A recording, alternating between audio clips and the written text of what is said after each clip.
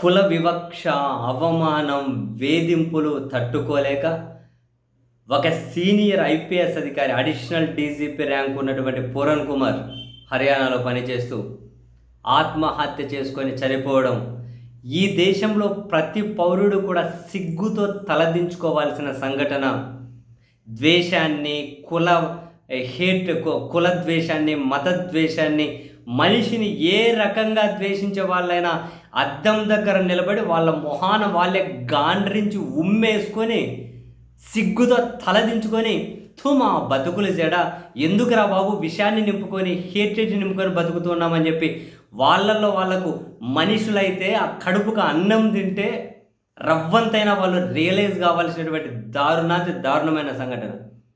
మళ్ళీ ఆయన భార్య ఒక సీనియర్ ఐఏఎస్ అధికారిని, ఈయన అడిషనల్ డీజీపీ ర్యాంక్ ఉన్న ఐపీఎస్ అధికారి అయినా కూడా కుల వివక్ష, అవమానాలు, వేధింపులు తట్టుకోలేక లేఖ రాసి ఆత్మహత్య చేసుకొని చనిపోవడం. హర్యానా కాదు, దేశంలో చాలా వరకు అట్టుడికిపోతూ ఉంది. హర్యానాలో విపక్ష పార్టీలతో పాటు హర్యానా చండీగఢ్లోని కొన్ని ఉద్యోగ సంఘాలు, ఉద్యోగులు కూడా తీవ్రంగా కలత చెందారు. వాళ్ళు తీవ్ర ఆందోళనలు చేస్తూ ఉన్నారు. తన మరణానికి కారణమైన 8 మంది అధికారుల పేర్లు రాశారు. అందులో డీజీపీ నుంచి కొందరు ఐపీఎస్లో చాలామంది పేర్లు.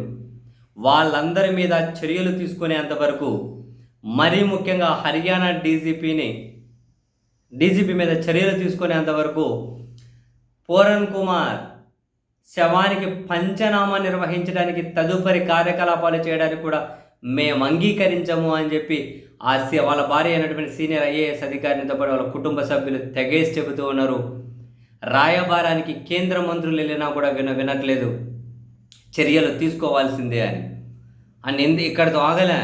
హర్యానా చండీగఢ్లో ఉన్నటువంటి ఉద్యోగులు ఎవరైతే ఉంటారో, ఈ సామాజిక వర్గానికి సంబంధించిన ఉద్యోగులు మూకుమ్మడి రాజీనామాలకు సిద్ధపడుతూ ఉన్నారు.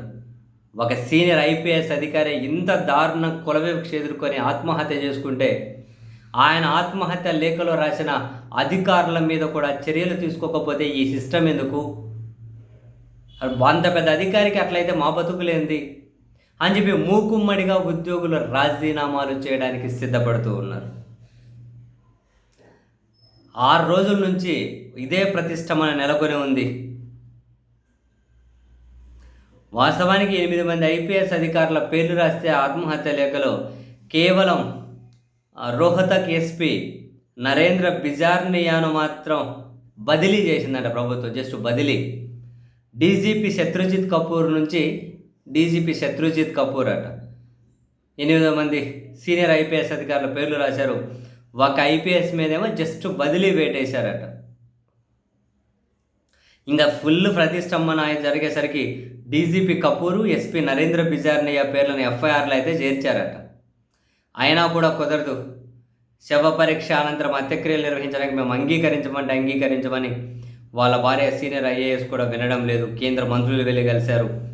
వాళ్ళ మీద చర్యలు తీసుకుంటాము అని చెప్పి సీఎం హామీ ఇచ్చారన్న ఈ హామీల గాలిమాటలు ఎట్లుంటాయో మాకు తెలుసు అని చెప్పి వినట్లే వాళ్ళు.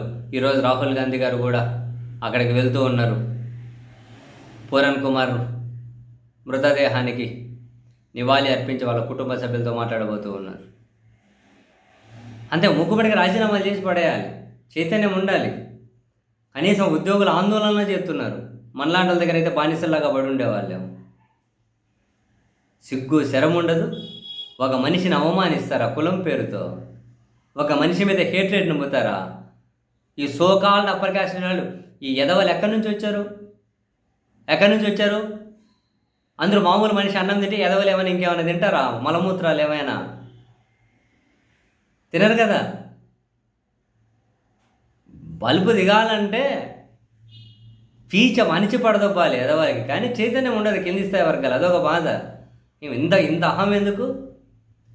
ఒక సీనియర్ ఐపీఎస్ ఆత్మహత్య చేసుకొని చనిపోవడం ఏంటండి? కుల వివక్ష పడలేక 8 మంది అధికారుల పేర్లు రాస్తే మరణ వాంగ్మూలం కదా.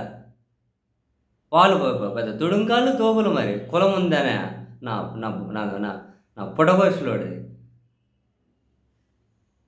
2026లో అడుగు పెడుతూ ఉన్నాం.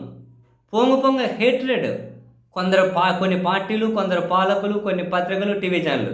ఈ ఎదవలు ఇంతకుముందు గుళ్ళ దగ్గర అడుక్కోవచ్చు కదా అని చెప్పావు. ఇప్పుడు ఇంటింటికి తిరిగి పెంట తిరిగి అమ్మే అన్న గనక ఎరువులుగా అమ్ముకొని బతకచ్చు కదా! ఇక గుడి దగ్గర అడుక్కోవడానికి నామోషి అయితే. మాస్కులు కట్టుకొని ఇంటింటికి తిరిగి ఇంత విషయాన్ని జనాల మధ్య నింపి దేశాన్ని నాశనం చేసే బదులు ఇంటింటికి తిరిగి మాస్కులు కట్టుకొని మొహాలు గుర్తుపడతారంటే పెంట అమ్ముకొని ఎరువులుగా ఎవరికన్నా ఫెర్టిలైజర్ షాపులకు అమ్ముకొని బతుక్కోపోండి.